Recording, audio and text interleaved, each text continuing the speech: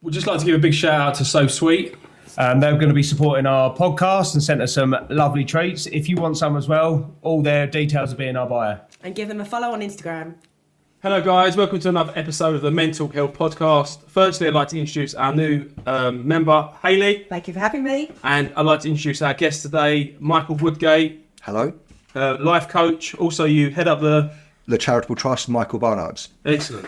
So, first things first then, let's hear a little bit about yourself, sort of what brings you here and sort of a little bit about what you do.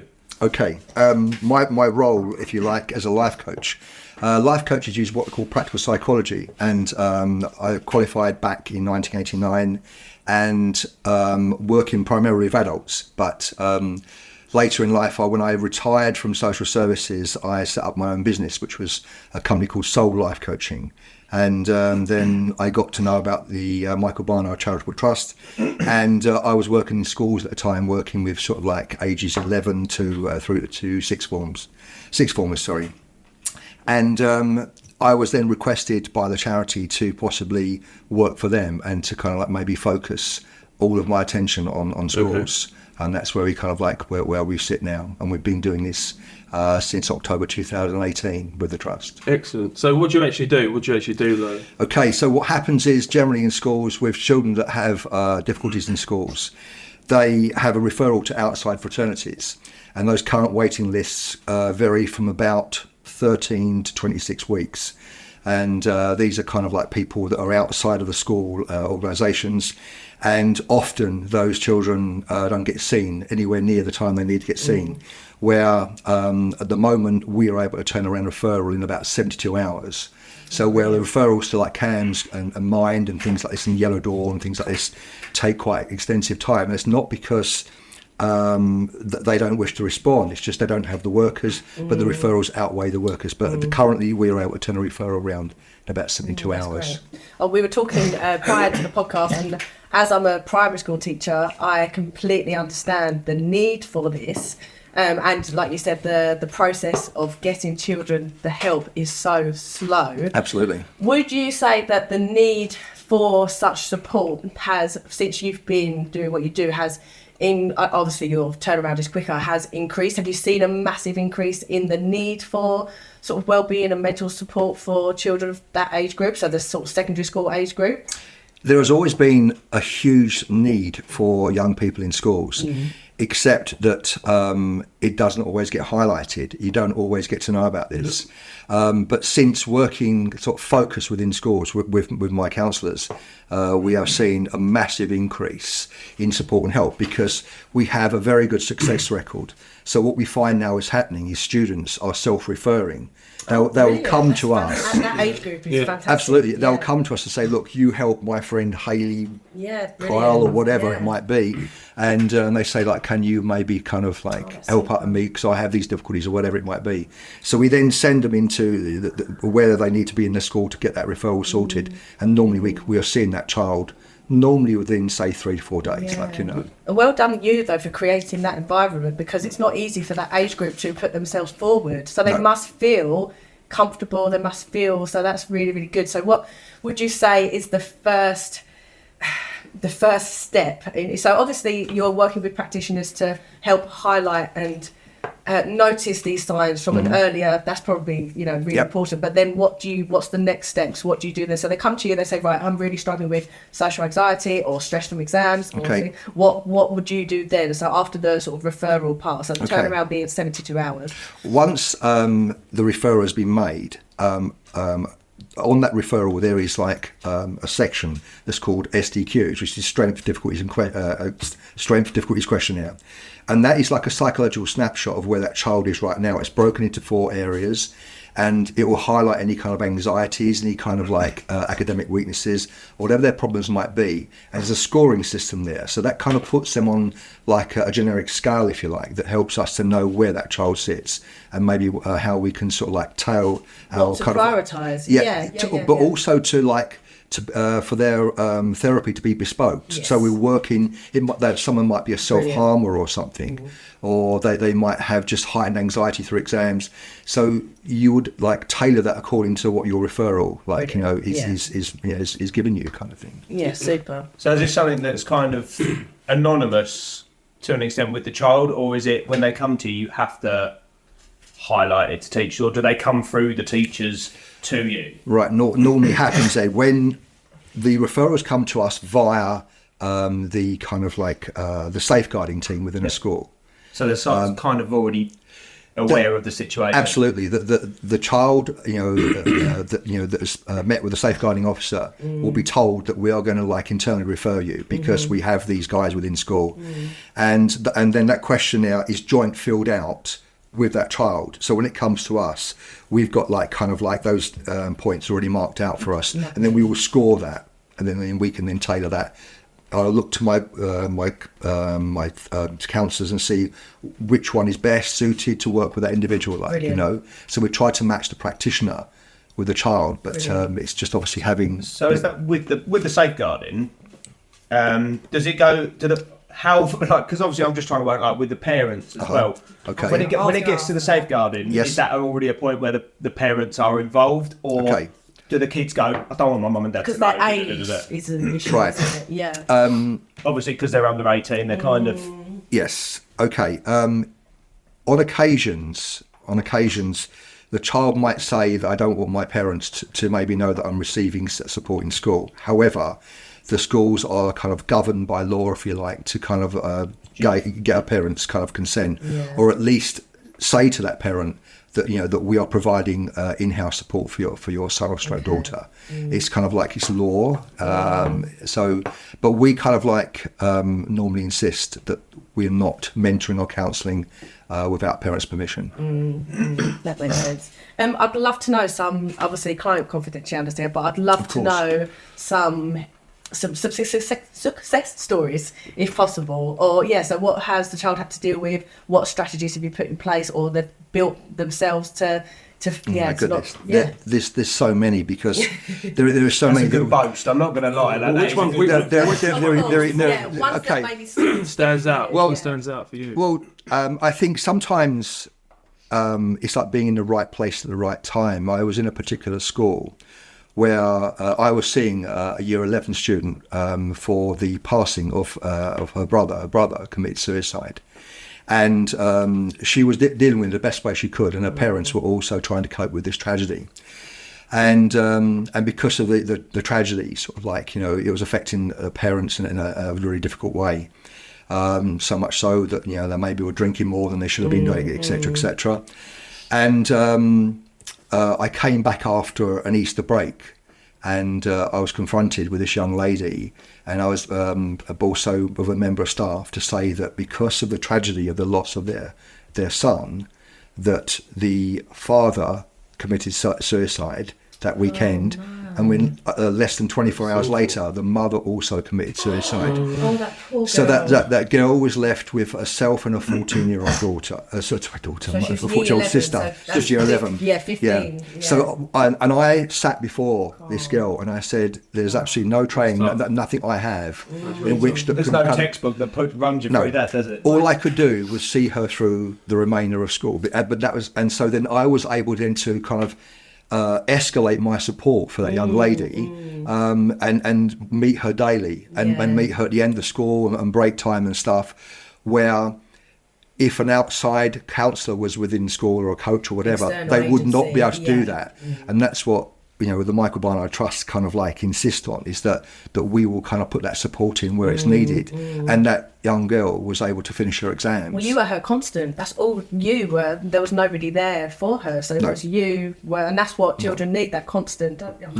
you still in contact with her today? No, I'm not in contact with her today, but the charity also supported in getting her sister into kind of like foster care and stuff. There was lots of things that went on behind the scenes, so there was money put in from the charity to other things as well. And quickly, that's instant. Yeah, exactly. It was instant. It's like when we had a sudden death syndrome at school, we were able to put support in for the family, and Michael's charity paid for all the funeral costs because the family had no means in which to pay for the passing of their daughter. And she was just 16. No, it was sudden death. Yeah, she'd just like was prescribed the birth pill, and it caused an embolism about 6 weeks later. Oh, don't get me started. And she died in her mother's arms, like, you know. So what are the kind of common things that people come to you for help?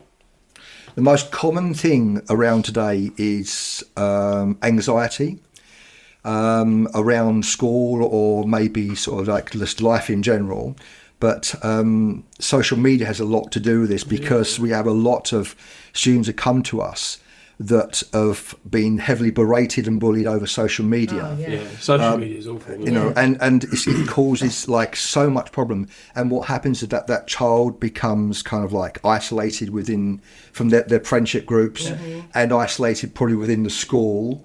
So therefore they feel they're on the peripherals of that school, and that causes them a lot of anxiety, and they lose identity and stuff. Like, well, you think with that social media it's all the filters as well. Like, I mean, the girls these days, they never really post a photo of themselves. It's always filter and filter and filter, and that's not them. And then they start looking at these filters and think that's them, and it's they look so at themselves beyond reality almost. It's just crazy, and I think they should be banned in my own opinion. I think it's hard, because we're never gonna working at school, we can never take away social media, the internet. So obviously, as practitioners, it's a wonderful tool. It can be. It's also a lethal weapon. Yes, absolutely. But the only thing we can do is try and educate them about, like you do, like themselves, and how to handle it, what the reality is, and how to deal with, like you say, because bullying, you know, when we were at school, you would have maybe your class to deal with, maybe your year. Now it fills the world, doesn't it? It just, you get bullied on social media, like, you know, message after message, or yes. you know, this or that. So what sort of strategies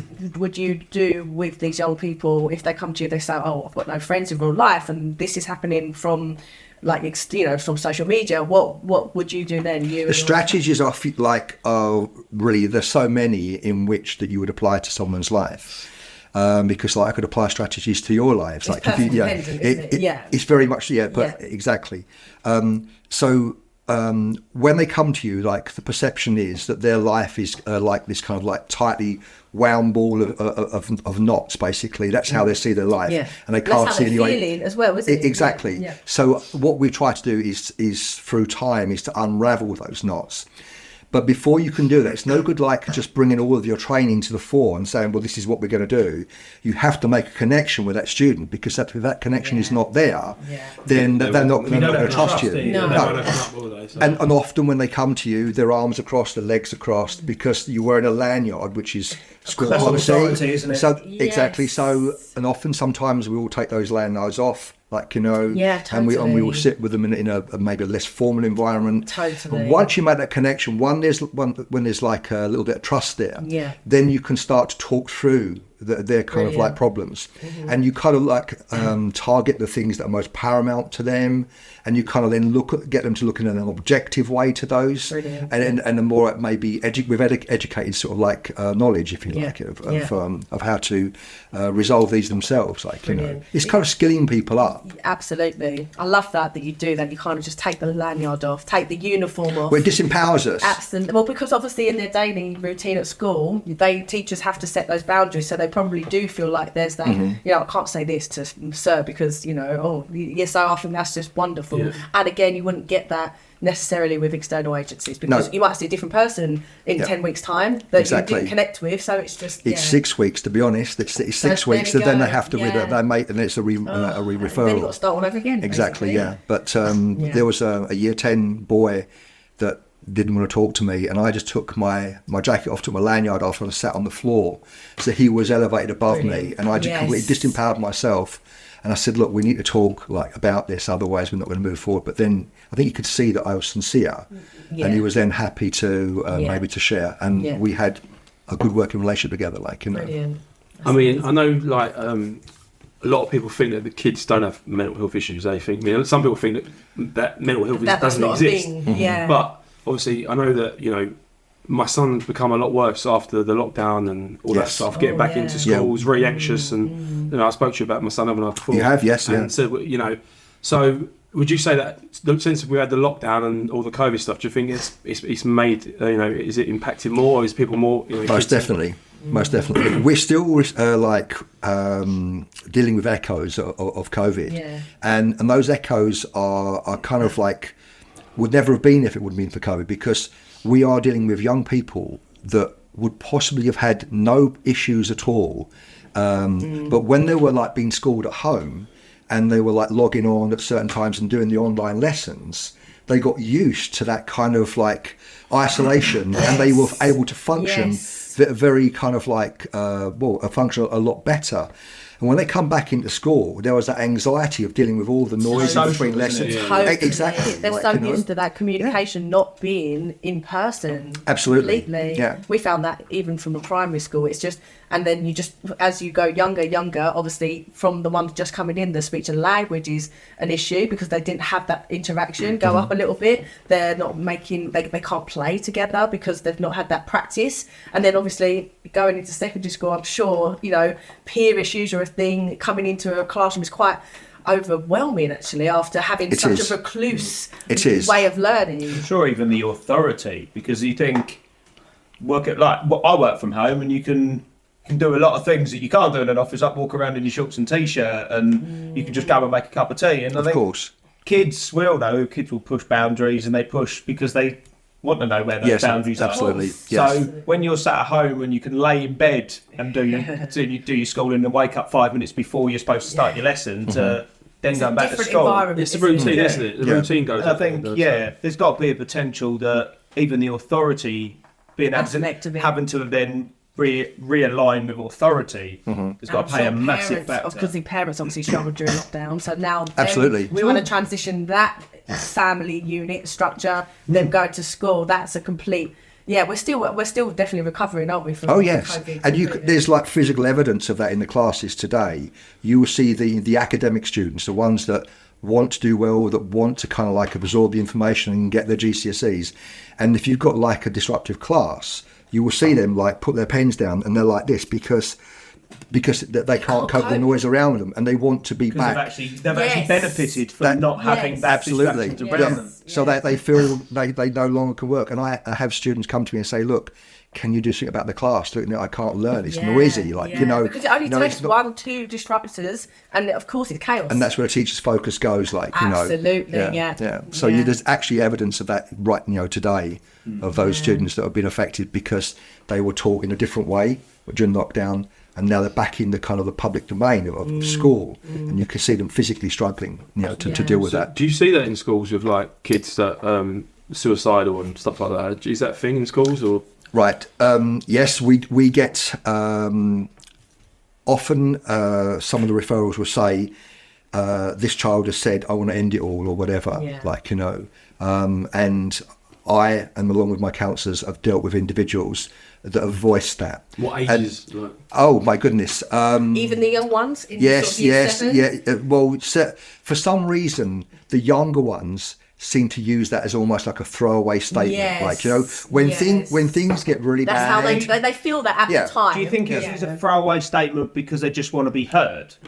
As in just attention or a cry for, because there's a difference between just attention, just look at me, and I want to take my life because it's that last cry for help before I actually go. That's correct. Yes, it's about, because if you like, they have limited tools within their bags in which to communicate without exactly. So then they will use the term, I might as well just kill myself, kind of thing. So therefore, that immediately gets the attention of a member of staff within the school. Unfortunately, it has to as well. It has to, and you'd rather that than not. Absolutely, because I've been in a school where there was a suicide, and it took about 15 months that school to recover from that suicide, and that was dreadful.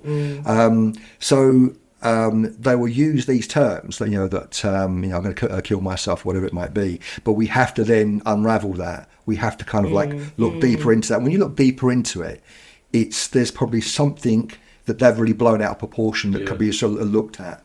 But a multitude of factors that just keep chipping away. Absolutely. But mental health is something that you cannot quantify, because you could, if you had 4 people around the table and they said, well, we'll all suffer with mental health, each individual would have a different level of impact. Because if you saw someone coming down the road on crutches and plaster on their left leg, you have a rough idea what's wrong with them. But if someone is suicidal coming down the road, you would have no idea what's impacting upon that person. And as like practitioners, we cannot afford to be subjective. And so, that's it.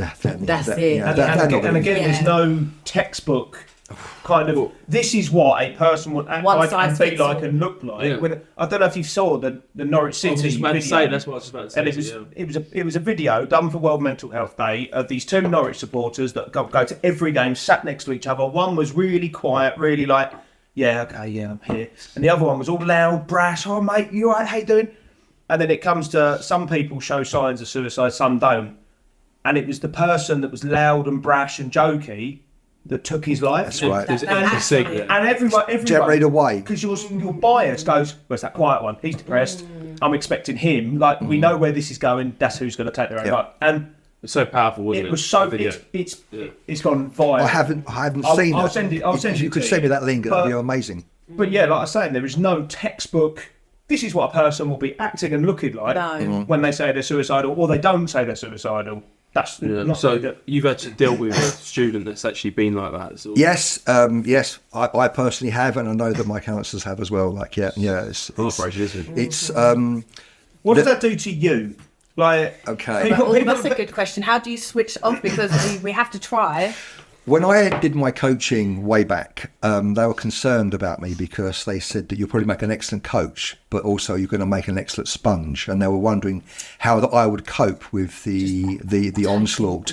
And yes, it is exhausting when you're taking on board a lot of negatives and stuff. But what tends to happen is that when you kind of gain experience, the people you see tend to fall into kind of loose categories. So it's a category in which you've recognised and you've worked with before, so you know that this child is probably similar to maybe 5 others that you've seen in the past. And sometimes what we do is we bring those children together and we do like a group. We'll do a group on self-harm, body dysmorphia, whatever it might be, those kind of things. So we will do group sessions because they're of a similar ilk. I'm not saying they're the same, but they have a similar same tendencies. But as counsellors and a coach, we have what they call supervision, and that's where you kind of like offload what you've absorbed, and they talk you through that, and you kind of tend to offload the stuff that is kind of that you bring home. There was one lady in particular that I do have a number, not spoken to her for a while, that left me wanting in terms of like training, because she had a most difficult time, and it was literally like I was learning on the job because of the complexities and the difficulties that she had. But she got to university, she graduated, and she sent me a WhatsApp saying if it hadn't been for you, I wouldn't ever be here. Because she planned on leaving this earth when she was about 15 years of age, and she had it all sorted out what she was going to do. As much as it's the most exhausting, emotional, draining, but it's also the most fulfilling. Some days we come home and we are exhausted. You feel like you've been wrung out. Yeah, of course. Yeah, all this emotional baggage. And how do you cope with that? What are your coping mechanisms after you've had It's a very simple one for me, and my wife will back this up. is that before coming home, I go to a coffee shop. I go to Costa, Starbucks, whatever, and I have to put on headphones, and I have a coffee in a cup that's going to leave my coffee warm for a long period of time, and I have to reflect. I listen to podcasts, but I listen to music, and I have to reflect. Brilliant. And sometimes I'll make personal notes. Almost digesting the day, but I won't go home until I've done that. Great. So I could be at that coffee shop for maybe an hour and a half. Lovely. Before I go home, because when I go home, that's a different environment for me. I have to kind of somehow. It is, I have to detach from what I've been plugged into, if you like. Yes. Like for that day. If you obviously you've dealt with so many different people, from kids to adults. Have you ever helped someone that you think's going the right way and helping, and then it's all of a sudden gone? And then do you take that as a personal defeat, or do you take that personally? That's really tricky. Right. The answer to your first part of your question is yes. That you get people to a level. Like whenever you're working with someone, you use like a support and fade type mechanisms. If you think of if you like a kite, okay, and you fly a kite and you've got it within sight, maybe 12, 15 feet up, and you let more line out. Okay, you let more line out, and the clouds, it's in the clouds, and you can't see that kite, but it's flying free, but it's still attached. Yeah, just enough. So what happens? That's like you reduce like a weaning process. Yes, you reduce the sessions, okay, and then that person tells you they're doing much better, and you can see there's physical evidence they're doing a lot better. But then you might get a contact maybe 6 months down the road, things that maybe one intrinsic thing has flipped them. Domino effect. And then they want maybe just a recheck, you know. But as in terms of personal reflection, now that's interesting because yes, I sometimes do think of it that way, but when you provide support on this kind of level, you're with someone maybe once a week, twice a week, whatever it might be, and then you rely on that person to take from that buffet table the items you've laid out for them. If they choose to skip some of those items, there's nothing you can do about that. You can lead a horse to water, but you can't make it drink. Absolutely. You can't physically do it for them. Exactly. And often, both myself, my counsellors in mentoring and coaching adults, children, they want to talk about the issue. And you provide them with a solution, but they still want to then continue talking about that issue.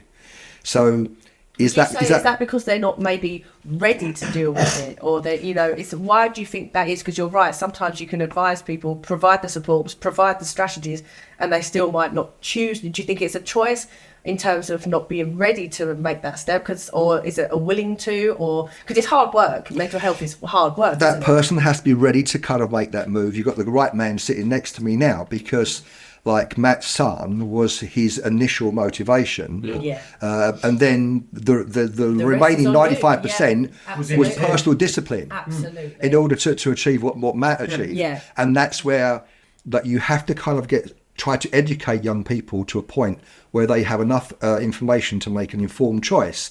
Maybe I do need to not vape so much. Maybe I don't need to smoke marijuana so much, because I can see that this is actually causing me some paranoia and stuff. So they have to get to a point of actually seeing it's time to make yes, that's right. Do so much, can't you? Exactly. Like, and we all know Matt's story, and without going into it, you made many conscious decisions to arrive where you are today. And I believe probably that the starting point was Harrison, wasn't it? Your son. So you have to find that point, that kind of like that motive as well. That turning point for that child, that adult, to want to kind of like to make a change. I think you have to have like that, not an out of body experience, but you have to look at it from a third person kind of view. I think you have to be able to see how destructive that behaviour is. And I did with my addiction. Yes. Like there were lots of different things. Like maybe the turning point should have been getting kicked out of rehab. From a lot of people would have gone, that's probably stop. Okay. But for me, that wasn't that point. It wasn't that point. It is a factor. Looking back, I'm going, probably getting kicked out of rehab for you. Whatever their addiction or their struggle, and if you get that kind of being able to step back just a couple of steps and go, that needs to change. Yes. I think you get to, and like you said, like you did it. Harrison might have been. Well, you both did it. You both did it, didn't you? So he might have been the fuel for the fire, but we all know fire needs three things. It doesn't need just one thing. No. Of course. Can I ask, as you're so passionate about this, did you ever struggle with mental health in any point of your life?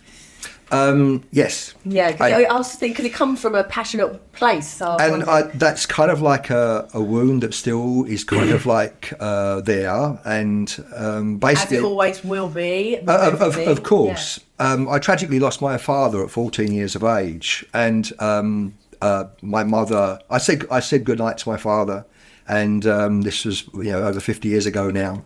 And I said goodnight to my father, and I woke up to my mother crying, and she said my father had died. He was ill and died in less than 20 minutes. It was a coronary thrombosis. He just died of a sudden heart attack. He was 52, mild smoker, not overweight, but he was just taken. And my mother went into a deep depression for about 18, 20 weeks. She didn't dress, she didn't eat. My father was decorating the house. I lost about 18 weeks of school. I had to learn how to pay bills. I didn't know where money was at 14 years of age. Because my mother wanted to be with her husband. Yeah. I was like, just had to literally grow up, as you say, like, you know. And there was no one at school for me. There was no one for me to speak about. At all. No, not at all. And I would return to school, and I feel that I'm still dealing with that today because it's like a wound that never really heals, and it only takes something to kind of open that up, like, you know. So that did impact on me hugely, but I use that now, especially if I'm sat before a child that has lost a mother or a parent, like, you know, mother or father. Well, you definitely relate, you know. and do you share your story? Absolutely, because it makes it real. Yes, and they think, well, like, if this happens to you, like, you know, then I can understand. So they can. There was no support. When I lost my dad, I was 11. Yeah. Yes, I remember you telling me. And I remember just going to school, and there was no support there, and no one was interested. Business just get on with what you're doing. Business as usual, which is crazy. It was massively impacted me, and it's still like, I was only speaking to Jen the other day. I was talking It's a raw wound, you know, that kind of marginally heals over. And I think it doesn't matter. Both my parents, I'm lucky that I've still got my parents, but their parents have passed away. And like my granddad had cancer and he died, and he was ill for a while. And my mum's like, my mum isn't over it. I don't think she'll ever will be over it, because I think learn to deal with it. Exactly. And I think the longer you have your parents as well, like, it's that bond, like a parent-child bond. You don't, of course. I don't think you'll ever repair from that, or losing a child. But as a child, you're so with both of your stories as well, because you had to grow up and take care of the family household, but also felt rejected and neglected from obviously mum's love, because obviously of course. And that's such an ordeal for a child to deal with. It was the thanks to my common. Of course, it was thanks to my neighbours that were able to help me, and the doctor that kind of he had a real go at my mother. Basically, I was there and I was shocked how he spoke to her. Like, he said, "You've got a 14-year-old boy here." They were old school doctors that told you exactly how it was. Exactly. And he said that you've got to, you know, snap out of this, like, you know. But I was fortunate to have my mother until March of 2022. March to 2021, and she was 98 years of age, my mother, when she died. Like, you know, but when she died, that resurrected all of my father's feelings, and I felt I'd lost both parents ago. I was mourning both parents, which was that was a really you didn't really have time to mourn your dad because you had to look after your mum. Step up. She wouldn't eat, she wouldn't get dressed. Do you think that is a reason why, I know all these wounds won't heal, but do you reckon that's why it is a very sore wound still, because you didn't go through a grieving process? Possibly, yes. I'm not entirely sure if, like, one gets over a passing of a loved one. No. It's something, as you said earlier on, you kind of like you learn to deal with on a daily basis. Like, you know, Matt, could also say about his father, is that the love of that person will always remain. You know, you never forget they're not around, because the fact they're not here is that biggest reminder that they're not here. Like, you know, so you never forget that. I forgot who said it. It was one of the guys that played Spider-Man. I can't remember which one, but his mum died, and every time he talks about his mum, he cries, and he's like it's fine to cry. That would be easy for me to do. Yes. He said though, all the times I cry is just showing the love I never got to show her. Yes. People mourn in different ways. And I think, of course. I know people that have lost people. Go, it's cool. Right, let's crack on with life. And other people, it's not a week to show, you know, emotions. I'll hold my hands up the other night. I was at home and just all of a sudden got all emotional. I started thinking about my brother I lost in 2020 during COVID. My dad last year. My stepdad, last year. Obviously, and then was my dad, and then my nan. I've lost so many people in a short space of time. I was a little bit of an emotional wreck at home the other day. And Jen, my wife's like my rock, and she was there. There's nothing wrong with that. No. Because that's the release of emotion, like pent up emotion, and what it does, it like lets a little bit of air out of the balloon, which allows it for you to put more in. Otherwise, that balloon just goes bang. Yes. I've told a lot of people, you get through that. Oh, you need to talk to someone. You don't need to, yes, opening up if you feel if that's going to help you, talking to someone.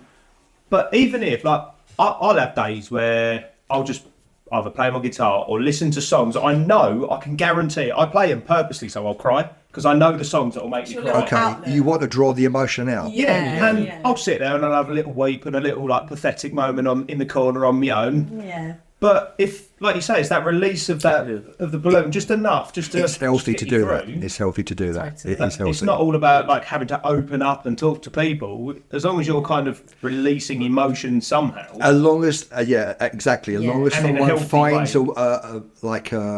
a method of releasing that emotion, because we do encourage people to talk because all the time. Now, that's what this is here in mental health. Like it's we say to the students, if you don't kind of maybe trust us, find a teacher, find a parent, find a cousin, a friend, find someone that you can sit and share. Otherwise, that you become even more isolated. And that's when the pressure starts to build. I think as well, though, I think you can probably attest. Sometimes you don't have to come with answers to people. You just have to be those. No, just listening ear. I've been told that by my wife. Like she comes in and goes, "I've got this, and this." But as a man, it's want a problem It's a natural. We want to solve those problems. Okay, this, and this. Who have I got to go and hurt? Who have I got to go and beat up? What have I got to do to fix it? And she'll go, "I don't want you to fix it. Just shut up and listen." Exactly. So and obviously that's the kind of same with you. Do you have to kind of fight your kind of like male role as fixer and problem solver to just go, I'm just going to sit there and listen? We often do that. We are, it's what we do. We listen. We listen.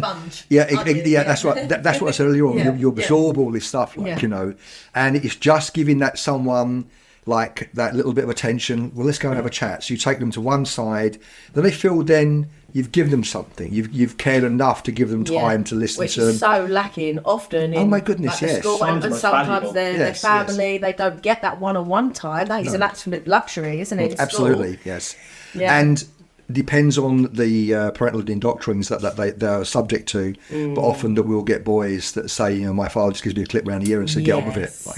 Big boys don't cry. Still much, exactly, grow up, that kind of stuff. And that's really difficult because you can see that boy is not of maybe the same ilk as his father. When you listen how he describes his father, he's a man's man. Old school. But that's the thing though, that you get a lot of older generations, especially men, are like, I'll just get on with it. Yeah, but that's why you're so messed up. Because you haven't spoken about it, because you think you're Billy Big Nuts that can just take on the world. Exactly. If you'd have just spoken a little bit, unfortunately, it's the world we live in now, where you got the older generation, younger generation, they're so soft. No, they're just in tune with their emotions and they can get on with and life. if you look at that mentality, look what happens, like you said, when the pressure builds up, it's just causes havoc between the family, relationships. Absolutely. Yes. I think it's a big factor of why so many men are struggling and why the biggest killer of men under 50 is suicide, because you've been indoctrinated for generations of men don't talk about this stuff. Just get on with it. Yes. Like, how are we going to get on if you're going to keep crying about stuff? Unfortunately. The thing is, men don't want to be judged by another man to be seen to be weak or soft. Alpha, beta. It's rubbish, to be honest. It is exactly. I'd rather be known as a wimpy bloke that can talk about his feelings. I would argue that actually the men that can talk honestly about their feelings. It takes strength to do that. Absolutely. It takes strength it's to do that. It's often the bravado man that's hiding that weakness. For a man to put his head into his hands and shed tears and say, I need help, that takes horrendous strength. I mean, amazing strength. I think that's half the battle. You do need someone of some strength. Not everyone does have someone to be able to support them. No. But I think having that shoulder to cry on. And like you said, in the school system, if they're getting that from their father, then they're not getting it from their peers, that's for sure, not in secondary school. It's you almost sit in the like playground crying, the you're going to get bullied. Isn't it, in secondary school? It's like, who's the leader of the pack? Where do I fit in? Where do I... It's crazy pressure. Everyone wants to make themselves popular, don't they? To be the popular kid. And then absolutely. Media, and the amount of times we've all seen what kids are willing to do to become popular. Yes. It's crazy. And not be singled out at the detriment of their health. Well, you must actually see becoming more and more unfortunately common is County Lions gangs. So again, another, not just in school, outside, where they're that peer pressure to do things, to fit in, and they're trapped in that system. So absolutely. That you must see. That's actually very difficult. How would you deal with that? Because it's not school, it's outside school. That's right, yes. That's tricky, yeah. It's about kind of like, all you can do is kind of educate that young person to kind of allow them to maybe reflect upon their decisions, because they are where they are because of their errors in judgment. So you kind of point out the errors in judgment and allow them to have sufficient knowledge so they can make an informed choice about that. Yeah. But for a child that's involved with County Lines, it's a little bit difficult just to kind of say, you know what, I'm not going to do this anymore. For people that don't know, if they're not aware, County Lines, it's like sort of gangs that were just, I don't know how you describe it. They give jobs depending on the hierarchy of the gangs, and often illegal activity, etc. But that's becoming more and more common, isn't it? It is, yes. And it's often dangerous, because if they're in a gang, they can't just leave, because then there's consequences, and it's just awful. Usually the consequences of their life, it's never their own life. It's someone of their loved ones. It's always threatened with that violence, and that's where I got it. Like, not being at school, like being a drug addict, you're threatened with all sorts, from your house being petrol bombed to your family being targeted. Like, it's if you don't meet your if you're in debt to them all, if you're in debt to them, or you don't do what they tell you. Like, I had dealers like phoning me after 2 o'clock in the morning. Go, "Oh, you want drugs? Yeah. Okay. Well, I need you to drive me here. I need you to go and help me do this, do this." And if you say no, I don't want the drugs. No, I don't care now. I want you to do it. You can't tell no, because they'll. Okay. You'll get threatened. You won't get threatened, but your family will. You'll be like, "I'm going to do your mum and dad. Going to do your family." Right. And it's like, we'll leave your face alone, but we'll batter the hell out your body so no one can really see, and they can't really trace it back. And I was a grown adult, and I was shit scared. So you just think, what a 13, 14-year-old boy that's running a bit of weed for a drug dealer. Yes, of course. All of a sudden goes, "Well, you're doing this, and this, and you're in £1,000 of debt, and the kid can't get out of it." Exactly. It's really tricky. Tragic. And how do you deal with that? Like, it's so difficult. That's when you maybe have to rely upon like outside fraternities to help, because obviously there are people that deal with this, like the County Lines, especially. I believe the police force has like dedicated teams, special units to deal with this. But it's just like, at the time that child is kind of like hung up on the fact that they've got new trainers and new Apple phone or whatever it might be. Because they've got too much money for that age. And they like to flash the new phone around, because if you haven't got the latest iPhone or whatever, you get bullied because you realise that it's an iPhone. Grooming comes in, isn't it? Because then those gangs, they're literally like, "Oh, you want those new trainers?" And that's it. And then you've got to try and intervene early. That must be tricky to deal with. And those things are taken from you. Like I've heard of someone being taken somewhere where their trainers were like taken off and slashed, and they looked clothing that was all ripped up. I think that they'd purchased the phone was smashed before them, but they're still in debt for those items. But they were all taken and smashed before them. Yeah, they've gone on with that. And I think on this, there's so many different psychological tricks, and it is. It must be scary. Like I said, like I was a grown adult, and I was. You're still coerced to do things. Yeah, I was coerced. And the thing is, I was preyed on because of my addiction. And the drug dealers love that. "Oh, what an addict. He'll do anything for it." Yes, and you're driven by that, aren't you? You're driven by that. That's it. And that's the thing. And unfortunately, kids nowadays, they're attracted. Might not be a drug addiction, but it's new trainers. It's a fashion. To be able to flash on social media. I've got a brand new phone, new watch, new trainers. Because then you're wearing the same as your friends, and then that and their parents feel that pressure to them. Right? It's just it spirals, doesn't it? It's a vicious circle, for sure. Very difficult. Any other questions, guys? What would you say to maybe?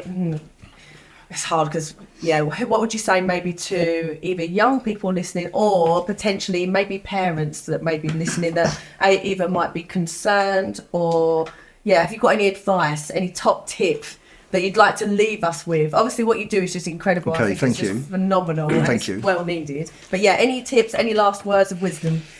It's kind of like, I guess, for parents, is just to be maybe aware of maybe their son or daughter's change in behaviour, because the decline of mental health in someone is a very slow process, and it isn't as noticeable as like going and get a haircut or something. It just doesn't stand out like that, and it takes like it's over time. Yeah, not it's a drastic effect. No, it's like having Yeah. a beautiful garden and then the grass growing and the weeds taking that garden over time. You don't always remember Great what analogy. the garden Yeah. looked like originally. So, and often we hear of on the referrals, it says that parents say, "My son comes home and screams into the pillow," or he'll smash up his room or whatever. We don't know why. Yes. So it's just looking for signs in what that they would see as a decline in their son or daughter's kind of like well-being, Yeah. and highlight to the school in which they attend, because if it's highlighted to the school, then they have access to other resources in which that could assist them. It's kind of like better to do that than maybe to have a subjective view about it. Oh, it's just Tommy being Tommy. He's always screams into the pillow, but there might be a reason why he does that. That's it, And yeah. sometimes that needs just Yeah, looking. why is he so He frustrated? just needs someone to chat to Yeah. about why he does that. Yeah. Yeah. Why do you feel the need to scream to Yeah. your pillow when you come home from school, Yeah, etc. no, agreed. Like, And you know. hopefully we see the Michael Barnard Trust grow. And like you said, you're Well, it's- trying to grow more practitioners giving sort of that more tailored support rather than waiting I know weeks that's down the line. I know that's Michael's dream, Yeah. So that is to go further into a lot more schools and stuff, like provide that very bespoke on-site help, like support. Yeah, but we're going to run the charity match again next year. Yes. So Yeah. and we Yeah. Bring it on. Ed's going to be a manager this year. He said he couldn't cope with 10 minutes on field. Yeah, I'll just be the manager. Yeah. Been managing. It was a hot day though, wasn't it? But that was It was a very hot day. Yeah. Well, you play up front then. You can play. Yeah. Here we You're go. going to run it over night time, mate. You'll have Night it time, yeah. right It's gonna till be a maps night and match, yeah. floodlit. Okay. It's in match, yeah. So we'll get that going. But yeah, it's been great having you on. Yeah. It's been amazing. I feel very privileged you've asked me on. Thank Thank you. you. Thanks Thank so you much. for coming. No, you're very welcome. Thank you very much indeed. Cheers. And if people want to find you, where could they find you online? Right, that's the difficulty. Okay. That's because at the moment that I have, Stealth approach. well, not me personally. It's fine. that I guess probably maybe to contact yourselves, and then obviously Matt or Ed could, because at the moment that along with other trustees, we're looking at doing a web page and stuff for the because Michael Barnard originally just wanted to is a low profile, like the work's more important than the absolutely, yeah, because the face, if you like. Because he set this up himself. He's not a charity that draws or a lot of funding and stuff. He funds it himself, which is amazing. Yeah, so obviously money goes directly. But to I've seen the money. practitioners. Yeah, I've seen the money that's coming out. Like so I've tried to make it my kind of goal to put Super. to turn it around and send some money back into the trust. Well, I like that we can promote that. Yeah, so if that'd be you good. guys But want so- to reach out, Contact Matt, Ed, Yeah, yourself, yeah, whatever. Like sure. Haley, What's that? The podcast. And then obviously that you can just you've all got Yeah. contacts from me, haven't you? So Throw your number left, right, and centre. exactly, yeah. Any phone box, it'll be in there. Like. Do I get phone boxes now? Do we? That's showing my age now. Showing your age now. I'm talking about the red ones. they're around. Yeah. Right, thank you. Cheers. My pleasure, my absolute pleasure. Thank you very much. Thank you.